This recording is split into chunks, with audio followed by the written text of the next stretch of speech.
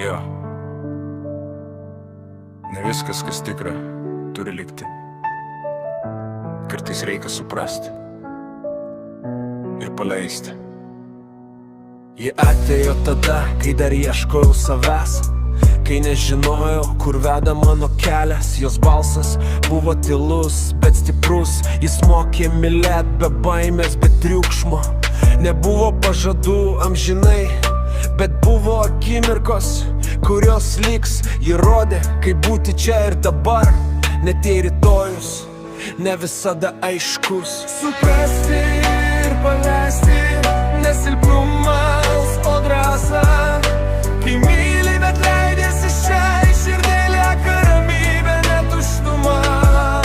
Suprasti ir paleisti, kai dėkingumas stipresnis už laiką. Kas buvo tikra, tas lieka viduj, net jei keliai išsiskiria tyliai. Dabar miestas kalba lėčiau ir aš klausau nebeskubėdamas.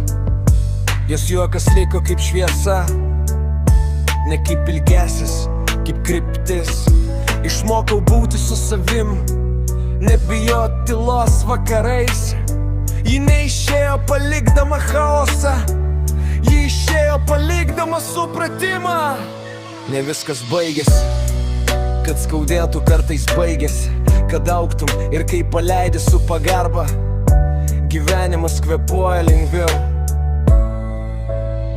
Nebereikia ieškot jos kituose veiduose, nes kiekvienas ateina savaip. Ji buvo dalis mano kelio, ne klaida, ne praradimas, etapas. Jei kažkada vėjas primins jos vardą, aš nusišypsosiu, nenuleisiu akių, nes tai, kas buvo tikra, niekada iš tikro neišeina. Suprasti ir paleisti, tai leisti savo eiti toliau. Be kaltės, be triukšmo, tik su tuo, kas išmokė mylėt giliau. Suprasti ir paleisti, kai negildumas stipresnis už laiką.